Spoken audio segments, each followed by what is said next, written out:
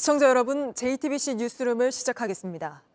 윤석열 대통령과 한동훈 비대위원장의 첫 갈등은 황급히 1차 봉합된 듯하지만 그 원인이 된 김건희 리스크의 여지는 오늘도 이어졌습니다.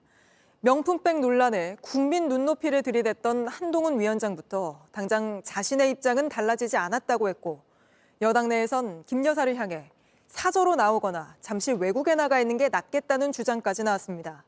이런 가운데 국민 10명 중 7명이 김 여사 논란에 대해선 대통령이 직접 입장을 밝힐 필요가 있다고 답했다는 여론조사도 발표됐습니다. 당정 갈등이 김건희 리스크를 공론화시킨 모양새인데 먼저 하예빈 기자가 보도합니다. 양측 갈등이 봉합된 다음 날에도 국민의힘에선 김건희 여사 리스크를 해소해야 한다는 목소리가 나왔습니다. 김 여사를 향해 사저로 가거나 외국에 나가 있는 게 좋겠다는 주장까지 나왔습니다. 일반인이 생각하는 것보다 더 센 방법을 택하셔야 돼요. 뭐 사저로 가는 거나 아니면 그거보다 더해서 잠시 외국에 나가 있겠다라 할지. 한 국민의힘 의원은 JTBC에 대통령실에서 계속 소극적으로 나온다면 김 여사가 사과해야 한다는 요구가 계속 이어질 거라며 적극적인 대응을 주문했습니다. 그동안 김 여사 문제에 별다른 언급이 없던 원희룡 전 국토부 장관도 입을 열었습니다. 한 인터뷰에서 명품백 수수 논란과 관련해 국민이 납득할 수 있도록 제대로 풀어야 한다는 취지로 말했습니다. 이런 가운데 오늘 나온 여론조사에선 김건희 여사 명품백 수수 논란에 대해 응답자의 69%가 윤 대통령의 입장 표명이 필요하다고 답한 걸로 나타났습니다. 다만 당 안팎에선 이제 막 갈등이 봉합된 만큼 공개 발언을 조심스러워하는 분위기도 감지됩니다. 한 여당 의원은 두 사람이 신뢰 문제를 많이 회복했을 거라며 대통령실도 한 위원장을 존중하는 정도로 봉합된 것 같다며 말을 아꼈습니다.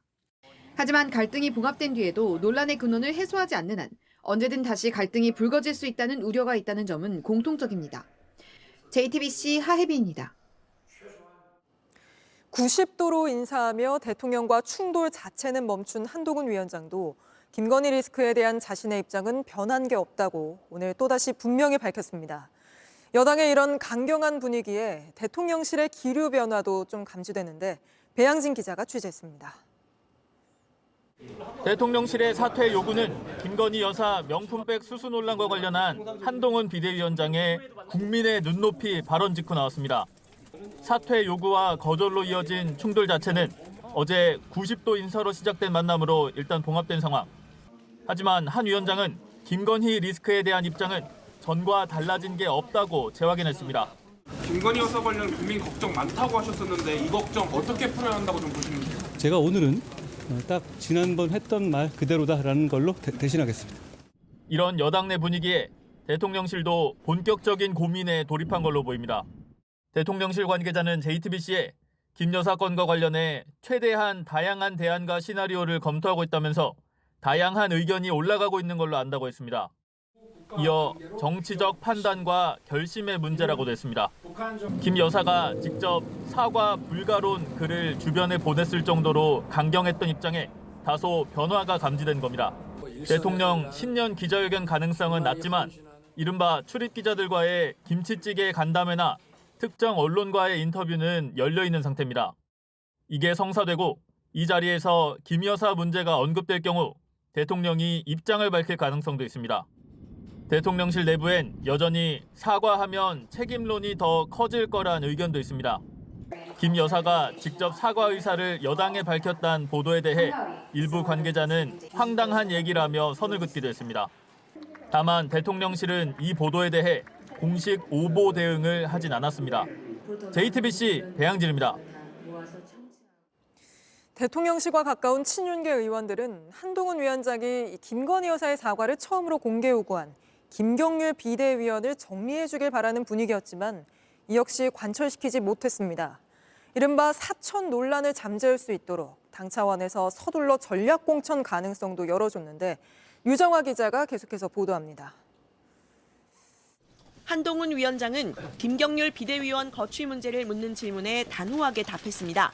김경률 비대위원의 사퇴가 추구 전략이 될 수 있다 이런 주장에 대해 어떻게 보실까요? 저는 그런 얘기를 들은 바가 없습니다. 김 의원은 한 위원장이 강조하는 운동권 특권 정치 청산을 위해 공들여 영입한 대표 상품입니다. 그런데 대통령실 요구에 밀려 김 위원이 사퇴할 경우 한동훈 리더십에 직접적인 타격이 온다고 보기 때문으로 풀이됩니다. 국민의힘 공천관리위원회는 서둘러 김 위원의 서울 마포을 공천길도 열어줬습니다.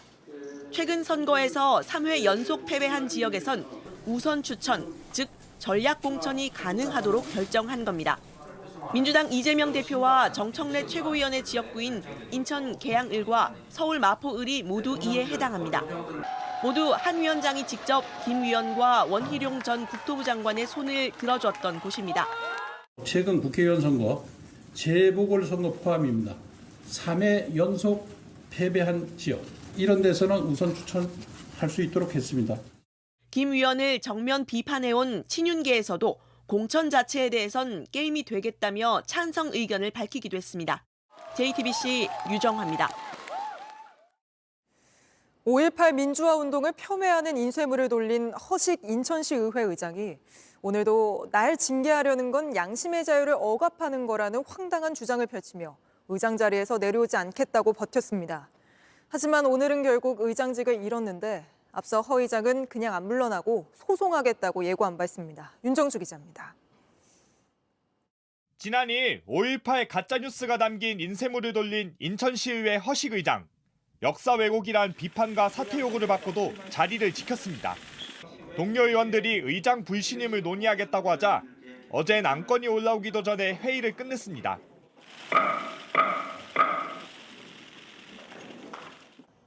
결국 부의장 주재로 오늘 의원들이 다시 모였습니다.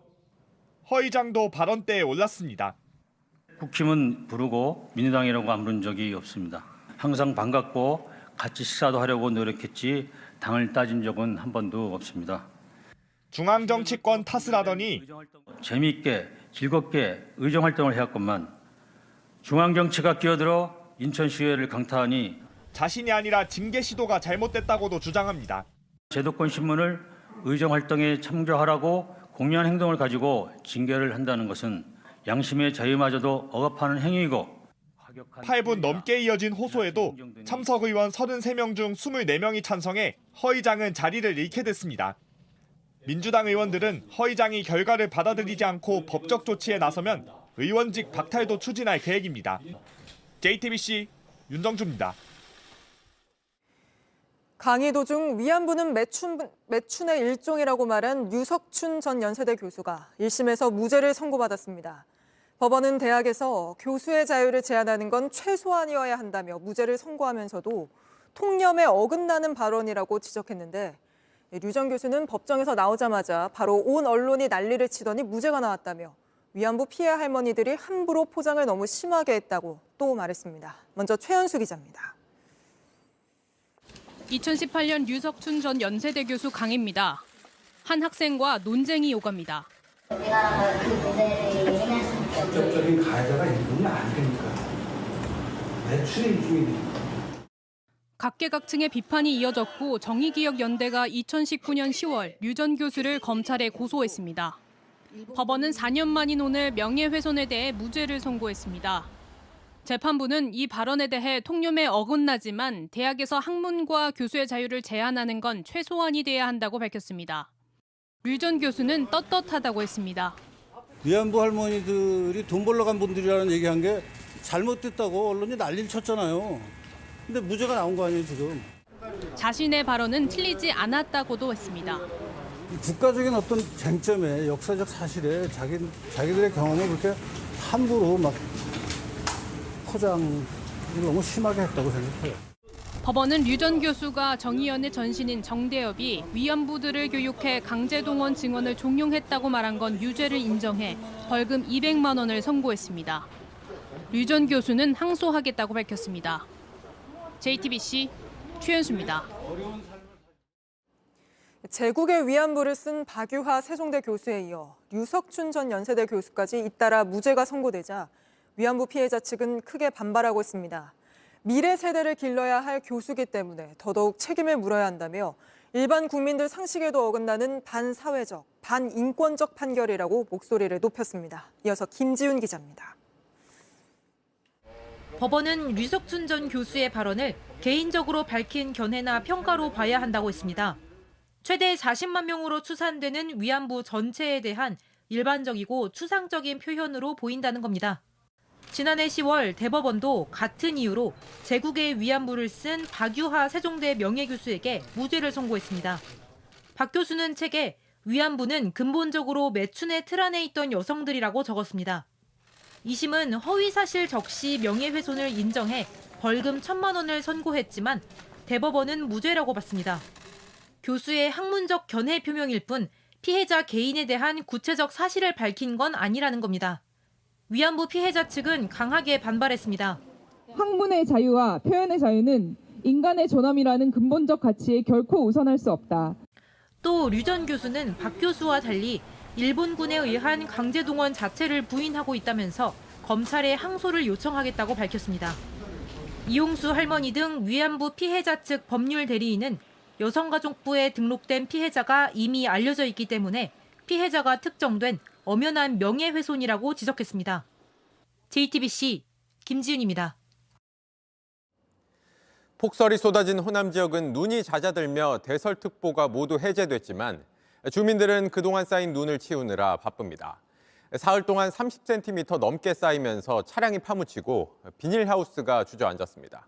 정진명 기자가 현장 취재했습니다. 마을로 들어가는 큰 길. 꼬박 사흘 이어진 눈이 그치기 시작한 오늘 아침에야 치웠습니다. 조금만 더 들어가면 여전히 눈밭입니다.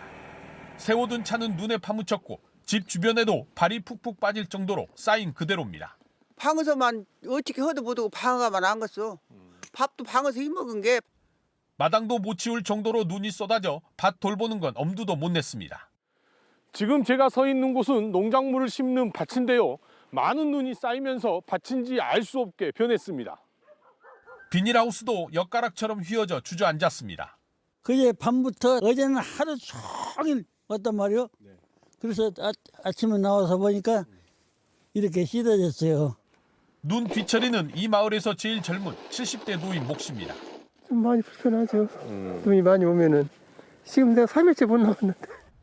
광주에서도 시민들은 출퇴근길 큰 불편을 겪었습니다.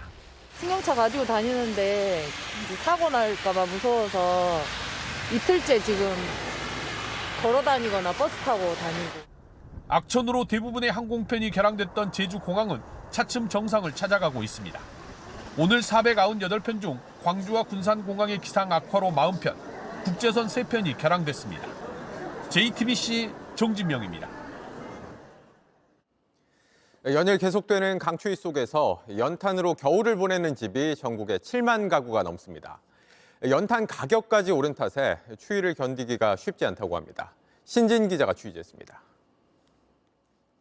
오전 10시 학원 가야 할 아이는 모자 쓰고 뭔가를 등에 맸습니다. 엄마 손을 잡은 다른 아이 안경에는 허옇게 김이 서렸습니다. 체감온도 영하 17도, 칼바람 부는 이 날씨에 아이들이 모인 이유가 있습니다. 여기 현재 서 계신 곳은 백사마을 중계 본동이고요. 이 동네 집값 비싸다는 서울서 연탄 떼는 가구들이 모인 곳입니다.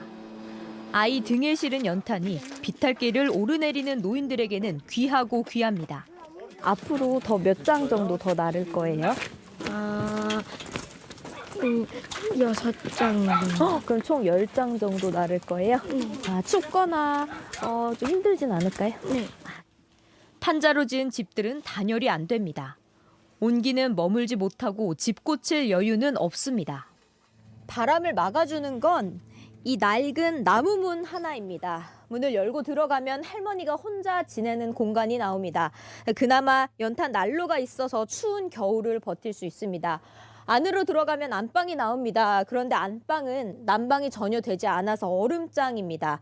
실내인데도 영하권입니다.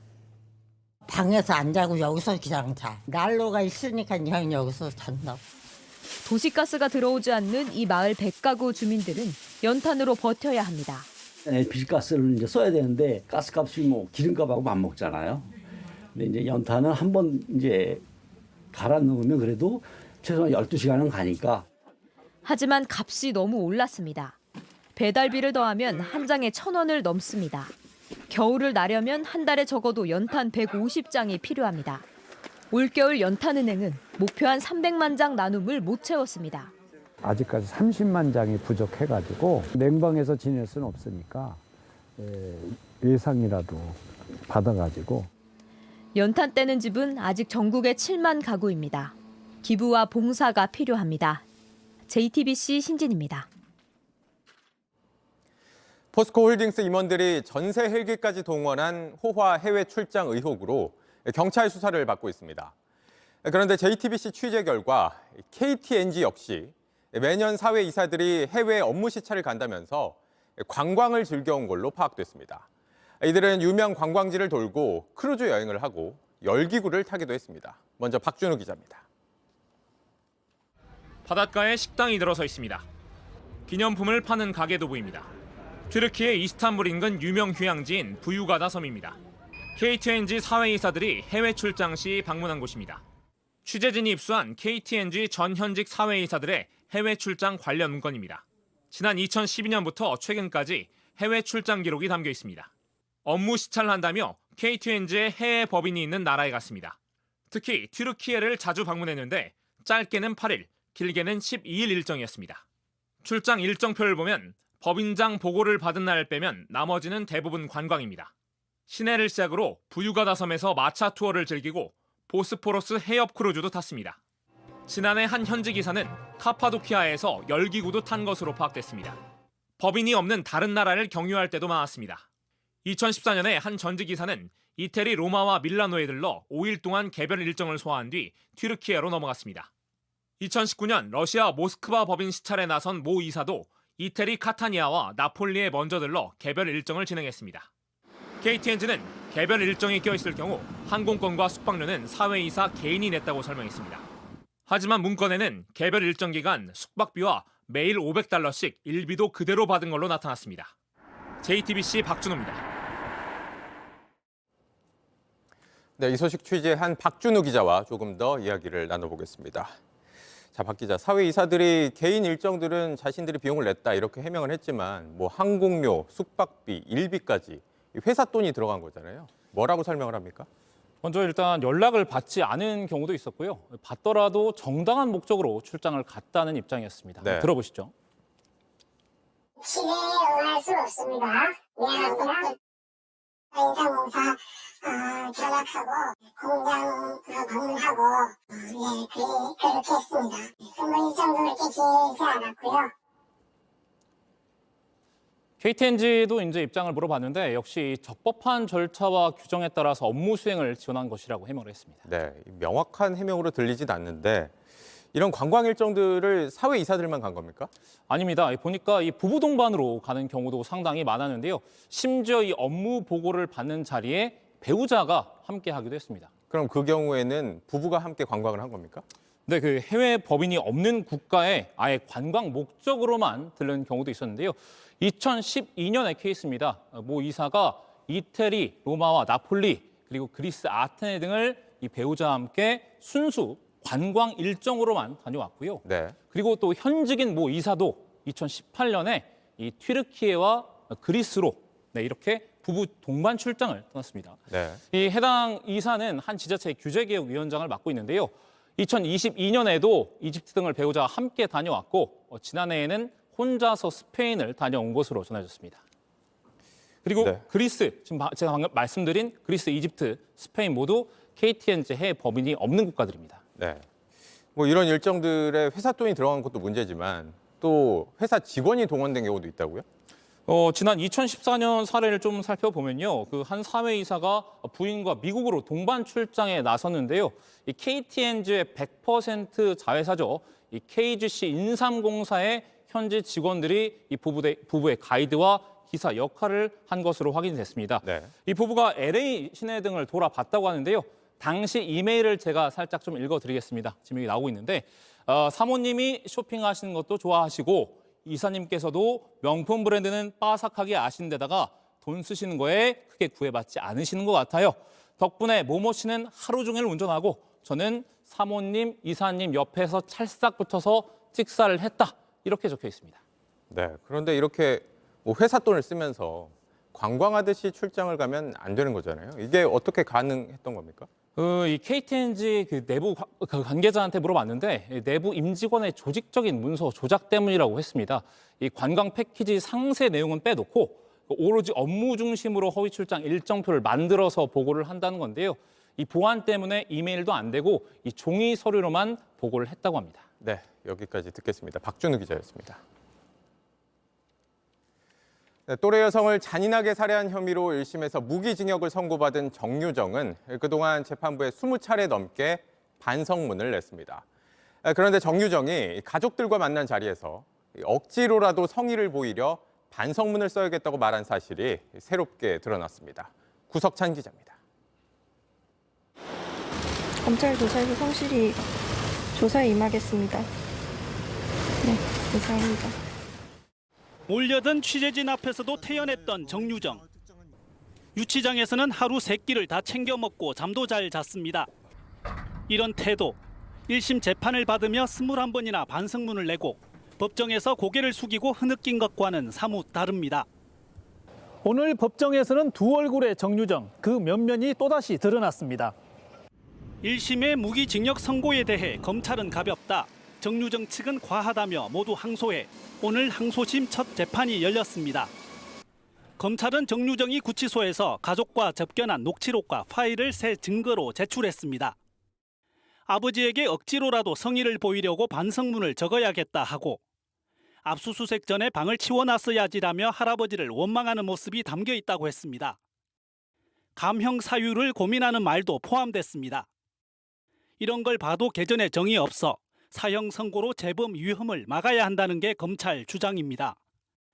정유정 측 변호인은 사적인 대화라며 비공개 조사를 요청했습니다. 재판부는 녹취 파일이 또 하나의 스모킹 건이 될 수 있다 보고 공개 여부를 검토한 뒤 다음 공판에서 재생할 예정입니다. JTBC 구석찬입니다. 약물에 취한 상태에서 롤스로이스 차량을 몰다 20대 여성을 숨지게 한 운전자에게 징역 20년이 선고됐습니다. 재판부는 이 운전자가 상습적으로 약물을 투약했고 사고 직후 피해자를 구하려는 노력도 안 했다고 지적했습니다. 서효정 기자입니다. 서울 강남의 압구정역 인근 거리를 비틀거리며 걷는 남성. 무단횡단을 하더니 길 건너에 주차된 롤스로이스에 탑니다. 100m를 채 가지 못하고 인도로 돌진합니다. 이른바 압구정 롤스로이스 운전자 신모 씨가 사고를 냈던 당시 영상입니다. 차에 깔려 병원으로 옮겨진 20대 여성은 석 달간 의식불명 상태로 있다가 지난해 말 숨졌습니다. 당시 신 씨는 병원에서 향정신성 의약품을 맞고 나온 뒤 운전대를 잡은 걸로 조사됐습니다. 법원은 오늘 신 씨에게 징역 20년의 중형을 선고했습니다. 신 씨가 치료를 받는다며 상습적으로 마약을 투약했고 운전하지 말라는 의사의 당부에도 운전을 한 점을 볼 때 책임이 무겁다고 했습니다. 사고 직후 119 구조대를 부르지 않은 상황에서 신 씨가 휴대폰을 만지작거리다가 현장에서 벗어났다며 도주 혐의도 인정했습니다. 의사를 부르러 간 거라는 신 씨 주장을 받아들이지 않은 겁니다. 피해자 측은 신 씨가 마지막까지 뉘우치지 않았다고 했습니다. 변호인은 신 씨에게 약물을 놔준 의사 연모 씨의 수사가 남아있다고 했습니다. 항소심에서도 충분히 공유되어서 어떤 재판부에 의해서 더 중한 형이 선고될 수 있도록. 특히 염 씨는 환자들을 성폭행한 혐의까지 적용돼 검찰에서 구속된 채 수사를 받고 있습니다. JTBC 서효정입니다. 어제 새벽 한 택시가 경북 경산에서 경주까지 고속도로에서 무려 37km를 역주행했습니다. 시민이 경찰에 신고해주고 또 대형 화물차가 앞을 막아주면서 별 사고 없이 붙잡았는데 붙잡힌 택시기사가 밝힌 이유가 또 황당합니다. 뭐라고 했는지 윤도열 기자입니다. 고속도로 왼편 차들이 쌩쌩 달리고 있습니다. 그런데 뭔가 이상합니다. 분명 중앙선이 있는데 반대편 택시도 같은 방향으로 달립니다. 그 뒤를 경찰차가 쫓습니다. 차를 막아세워 운전자를 내리게 하고 차를 원래 주행 방향으로 돌립니다. 이 택시 경북 경산에서 경주까지 무려 37km, 22분 동안 역주행을 했습니다. 이유는 더 황당합니다. 이거는 잘못 가고 있다, 반대쪽으로 가야 된다 이렇게 얘기를 하니까 그냥 유턴을 해버렸거든요. 술을 마시거나 약을 한 상태도 아니었습니다. 그 사이 사고가 안 난 건 도로를 미리 비웠기 때문입니다. 경찰차가 천천히 지그재그로 운전하며 차를 세웠고 대형 화물차가 도와 앞을 막았습니다. 맨 앞열에 있는 운전자들이 경찰 협조에 도움을 주시고 차를 막아주시고 그 협조에 잘 따라주셔가지고 경찰은 트레일러 운전자 2명과 역주행 신고를 한 시민을 수소문해 감사장을 수여할 예정입니다. JTBC 윤두열입니다. 바다에서만 쓸 수 있는 기름, 해상유 수백만 리터를 빼돌린 일당이 붙잡혔습니다. 해상유는 황이 많이 들어있어 대기를 오염시킬 수 있기 때문에 육지에서는 못 쓰게 돼 있는 건데 이렇게 빼돌려진 해상유, 전국 각지로 팔려나간 걸로 조사됐습니다. 최주유 기자입니다. 경기 평택항입니다. 유조선이 떠 있습니다. 밤이 되자 유조선에 있던 해상유를 옮겨 담은 유조차가 빠져나옵니다. 공터에 도착하자 누군가가 호스를 꺼내 저장고에 꽂습니다. 이게 이제 밸브를 여는 거예요. 칸이 여는 것마다 4칸짜리인지 5칸짜리인지 출근에 나오는 거야. 경찰은 2021년 8월부터 지난해 9월까지 평택항과 인천항에 정박한 외항선을 대상으로 해상유를 빼돌린 혐의로 유조선 선장 등 36명을 붙잡았습니다. 이들은 흔들리는 배에서는 급유량을 정확히 확인하기 어렵다는 점을 노렸습니다. 유조선은 외국 배에 넣을 기름을 몰래 조금씩 남긴 뒤 창고에 모았습니다. 이렇게 지난 2년 동안 224만 리터, 18억 7천만 원어치 기름을 훔쳤습니다. 제가 서 있는 이 땅 아래에는 일당이 기름을 빼돌려두던 유조 탱크가 있습니다. 아직 기름이 4만 리터 넘게 남아있는데 지금은 경찰이 봉인해둔 상태입니다. 일당은 빼돌린 기름을 난방연료 등으로 시세보다 30% 싸게 팔았습니다. 해상유는 대기오염 우려 때문에 육지, 특히 수도권에선 사용할 수 없게 돼 있습니다. 기준치가 0.3 미만으로 수도권을 사용을 하게끔 그렇게 해놨는데 본건의 이 해상유는 황함유량이 0.5가량.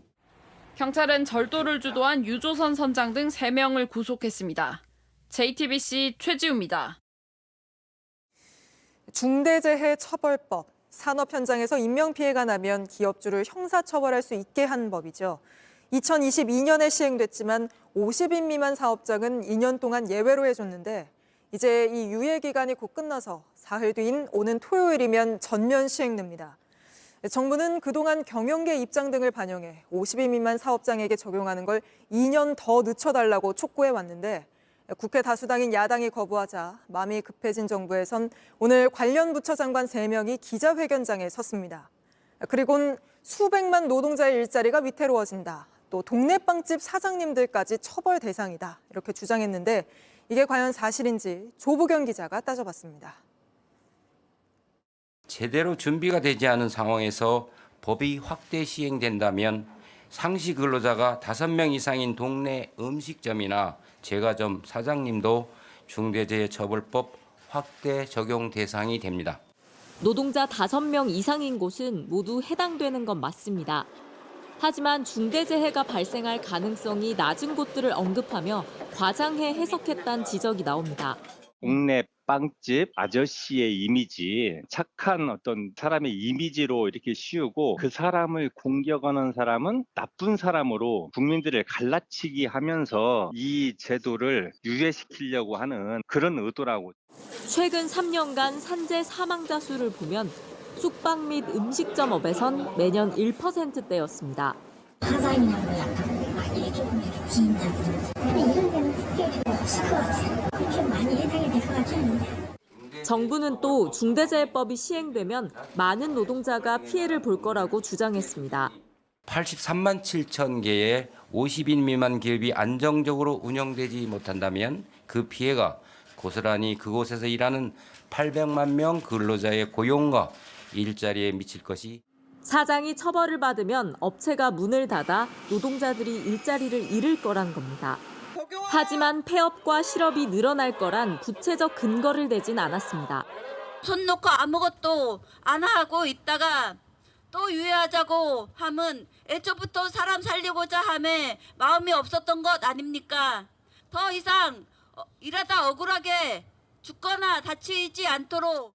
정부는 아직도 어떻게 이행해야 하는지 제대로 알지 못하는 기업들에 준비할 기회를 달라고 했습니다. 하지만 노동부가 2022년 50인 미만 사업장을 대상으로 조사한 내용을 보면 10곳 중 8곳이 안전보건 의무를 갖췄거나 준비 중이라고 답했습니다. JTBC 조보경입니다. 러시아가 우크라이나에 쏜 미사일 파편에서 이렇게 한글 지읒이 발견됐습니다. 러시아가 북한이 만든 무기를 사용한다는 유력한 증거가 또 나온 겁니다. 하지만 북한과 러시아는 계속 모르쇠로 일관하고 있는데 윤세민아 기자가 보도합니다. 영국의 한 무기 감시 단체가 최근 공개한 사진입니다. 지난 2일 우크라이나 제2도시 하르키우에 떨어진 러시아발 미사일의 잔해에 한글 지읒으로 보이는 글자가 적혀 있습니다. 숫자 112가 적힌 파편도 여러 개 발견됐는데 북한에서 2023년을 부르는 연호인 주체 112년을 뜻하는 걸로 보인다고 단체는 분석했습니다. 파편에서 발견된 볼트 결합 방식도 북한의 단거리 탄도미사일 KN-23이나 KN-24와 같은 걸로 추정됩니다. 최근 미국과 우크라이나 정부가 연이어 북한이 러시아에 재래식 무기뿐 아니라 탄도미사일까지 제공했다고 밝혔는데 이를 뒷받침하는 근거가 또 나온 겁니다. Our information indicates that the Democratic People's Republic of Korea recently provided Russia with ballistic missile launchers and several ballistic missiles. 하지만 김성 주 유엔 북한 대사는 담화를 통해 무기 거래는 근거 없는 비난이라고 발뺌했고 러시아 측도 의혹을 부인했습니다. Получается, что Соединенные Штаты тиражируют заведомо ложную информацию, даже не удосужившись предупредить об этом своих прямых. 그러자 한미일 등 40여 개국 유엔 대사들은 이틀 전 북러 간 무기 거래를 규탄하는 공동 성명을 발표했습니다. 북한제로 추정되는 무기는 다른 지역에서도 등장합니다.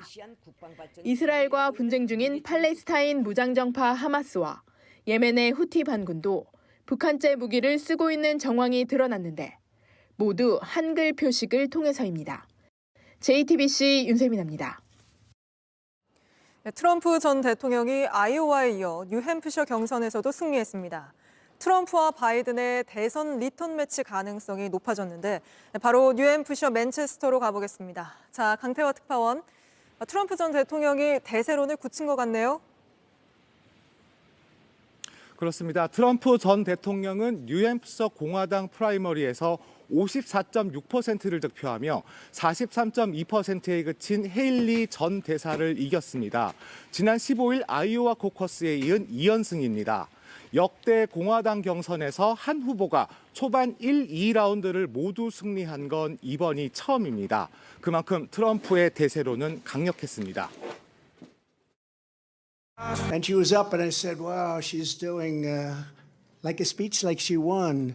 She didn't win, she lost. And she doesn't win those polls.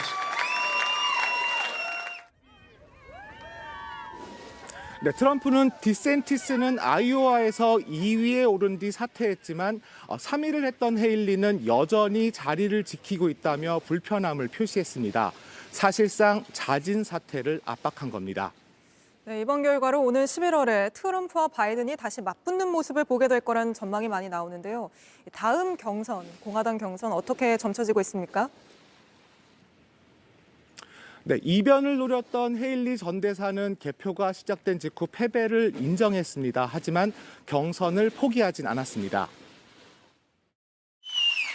I want to congratulate Donald Trump on his victory tonight. He earned it.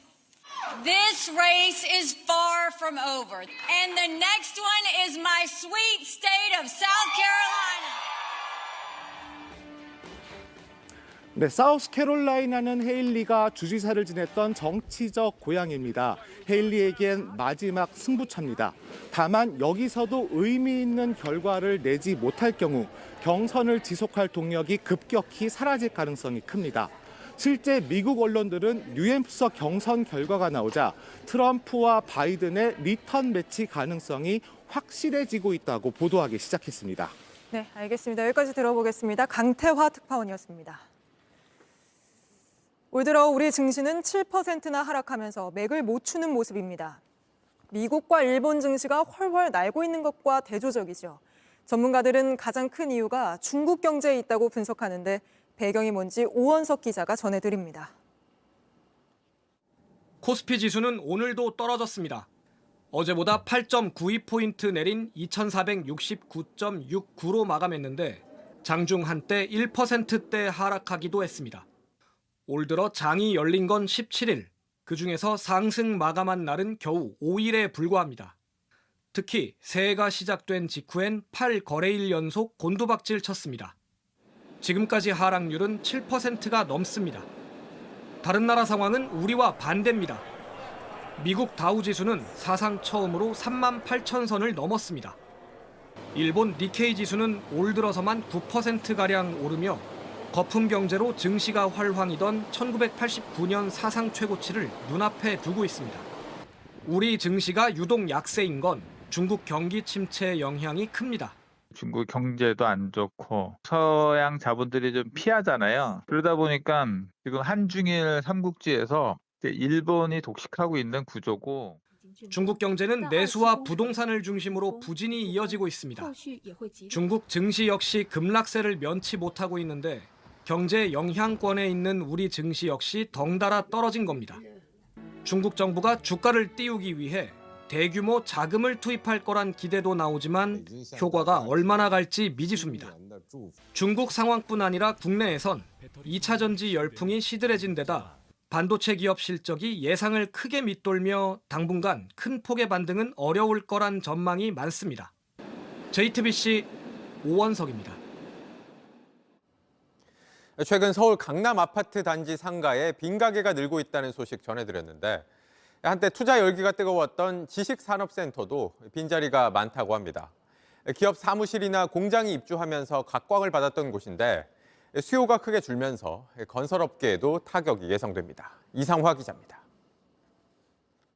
서울과 가까워 분양 당시부터 인기를 끌었던 지식산업센터입니다. 지난해 입주가 시작됐지만 절반 정도는 비어 있습니다. 직접 사용하실 분들이 분양을 받으셔서 50% 정도 알고 있어요. 근데 다 맞춰지진 않고 있는데 두세 달 안에 입주 물량은 더 풀릴 예정인데 얼마나 들어찰진 미지수입니다.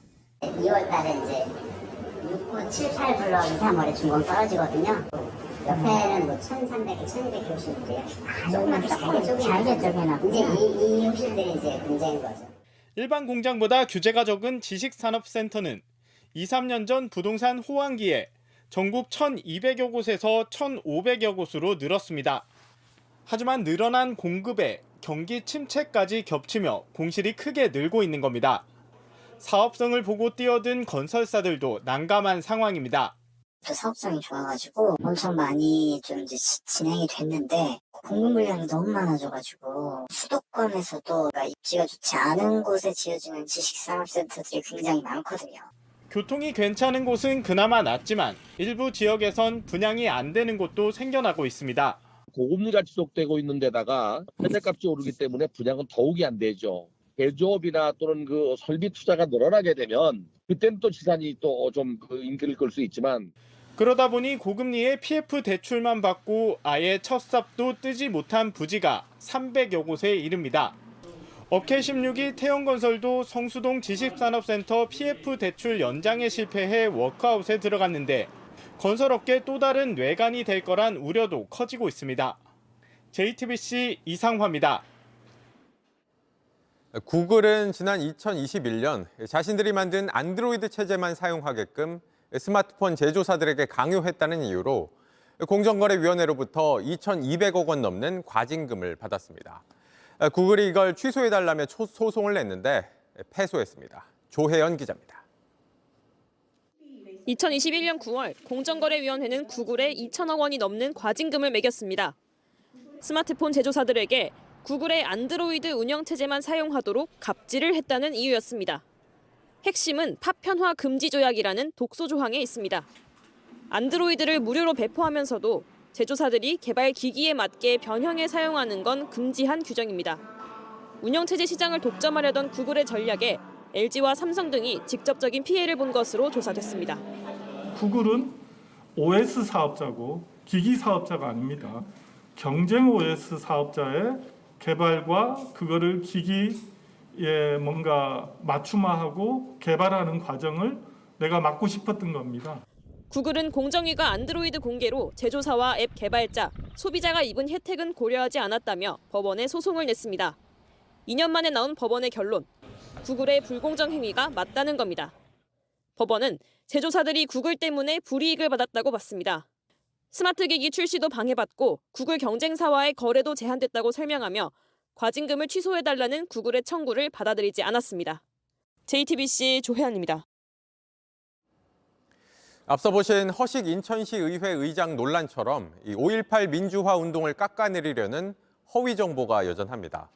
오늘 광주에선 5.18의 역사적 현장을 확인하고 오류를 바로잡는 미공개 사진들이 여럿 공개됐습니다. 조소희 기자가 보도합니다. 아버지의 영정을 들고 멍하니 앉아있는 5살 아이, 1980년 5월 꼬마 상주로 알려진 조천호 씨의 모습입니다. 당시 프랑스 사진 기자가 찍었는데 오늘은 또 다른 기자가 포착한 순간들이 공개됐습니다. 관 위에 놓인 태극기, 그 위에 걸터 앉은 아이의 무표정한 얼굴이 참담했던 당시를 그대로 담고 있습니다.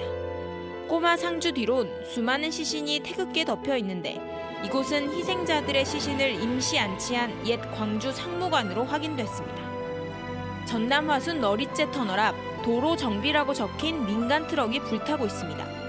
영국 기자가 1980년 5월 23일 새벽 2시에 찍었습니다. 이날은 10일 공수여단 부대원이 광주와 연결된 도로 곳곳에서 무차별 진압과 학살을 자행했습니다. 당시 상황을 지켜봤던 사람들은 트럭이 불타고 있었다라는 증언을 했는데 실제 이를 뒷받침할 사진이 공개된 겁니다. 문헌 자료로나 아니면 구술 자료로는 있었는데 사진 자료로는 최초로 공개가 된 거죠. 이 외에도 44년 전 광주에 참혹했던 순간들이 카메라 앵글에 담겼습니다. 문화체육관광부는 오늘 1만 5천 장의 사진 기록을 정리해 사진으로 확인된 5.18 민주화 운동의 역사적 진실 출판 보고회를 개최했습니다. 여기엔 미공개 사진 50여 장도 포함됐습니다. 아직도 5.18을 왜곡하는 가짜 뉴스가 나오고 있는 가운데 사진은 있는 그대로의 진실을 담고 있었습니다.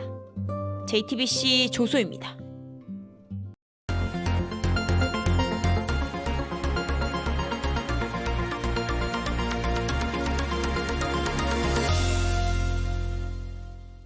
잘 사는 것만큼이나 마지막 순간도 중요하다면서 이른바 웰다잉을 준비하는 사람들이 있습니다. 스스로 택한 방식으로 존엄하게 삶을 마무리하겠다는 사람들을 밀착 카메라 송우영 기자가 만나봤습니다. 30여 명이 강의를 듣고 있습니다. 자신의 영정 사진을 만들고 앞쪽 보시고 사진 찍겠습니다.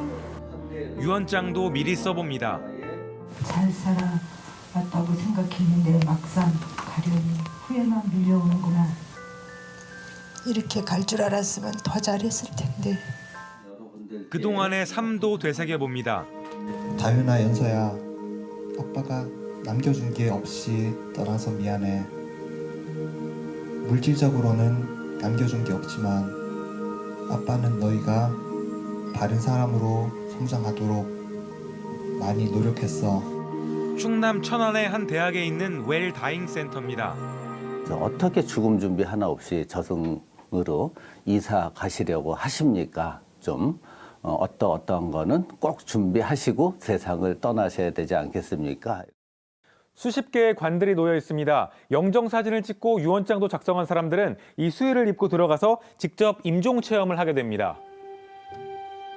관 뚜껑이 닫히고 어둠 속에서 눈을 감습니다. 오늘 여러분들이 입관 체험을 하게 되는 이유, 후회되는 게 무엇인지 한번 느껴보고 또 나의 죽음을 바라보는 이런 생각을 해보는 거예요.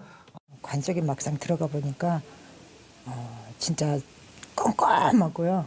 이게 손도 필 수가 없더라고요.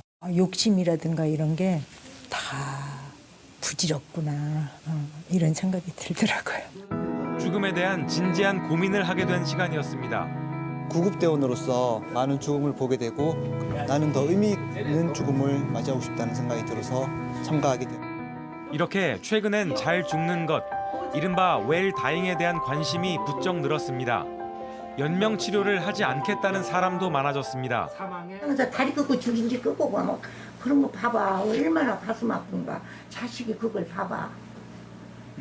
그래 않고 요양원에 안 가고 꼭 가시면 좋겠어. 이렇게 연명 치료를 받지 않기로 서명한 사람은 최근 200만 명을 넘었습니다. 혈액 투석을 안 받겠다라고 의사를 표명하신 거고요. 그다음에 말기 암일 경우 항암제 투여도 받지 않겠다라고 하는 겁니다. 이렇게 연명 치료를 받을지 말지 미리 결정하거나 임종 체험을 해보는 사람들도 늘고 있습니다. 죽음도 잘 맞이하려면 준비가 필요하다는 인식이 커지고 있기 때문입니다. 밀착 카메라 송우영입니다.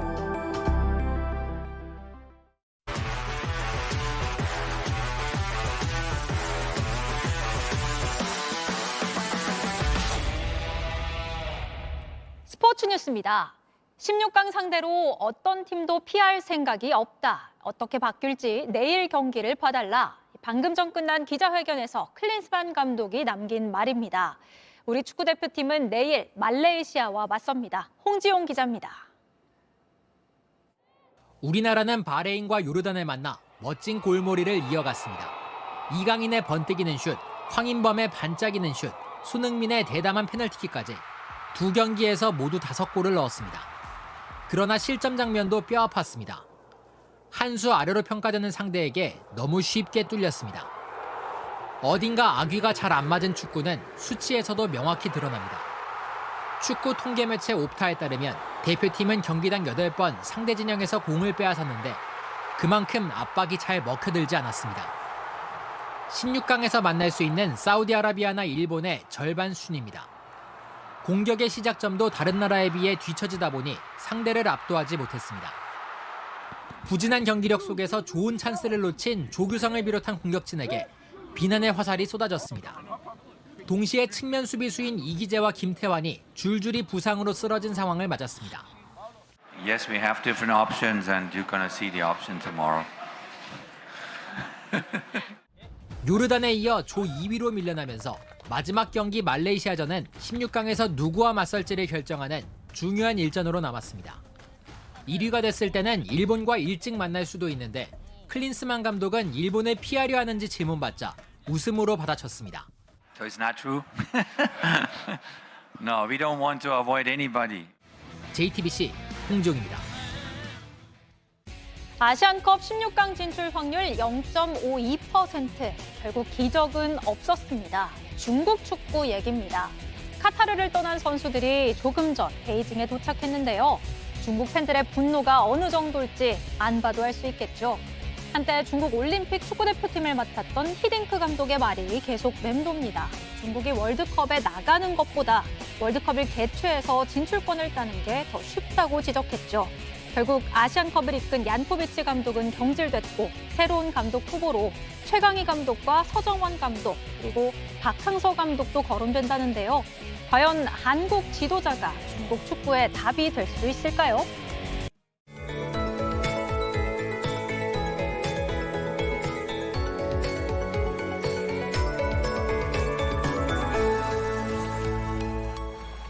전국을 뒤덮은 한파가 쉽게 물러나지 않고 있습니다.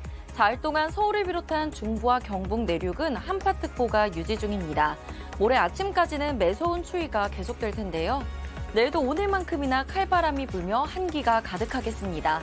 서울의 아침 출근길이 영하 10도로 춥겠고요. 한낮에는 다행히 영하권에서 벗어나겠지만 일부 중부 내륙은 종일 영하권에 머물겠습니다. 서쪽 지역에 내리던 눈도 대부분 잦아들었습니다. 다만 호남 서해안과 제주는 내일까지 눈발이 날리겠고요. 제주 산지는 모레 아침까지 이어지면서 2에서 7cm의 눈이 더 쌓이겠습니다. 내일 전국의 초속 15m 안팎의 강한 바람이 불겠고요. 동쪽 지역을 중심으로 차츰 대기가 건조하겠습니다. 내일 아침 춘천 영하 14도, 전주 창원 영하 7도로 춥겠고요. 한낮에는 서울 0도, 전주 광주 2도, 부산 6도까지 오르겠습니다.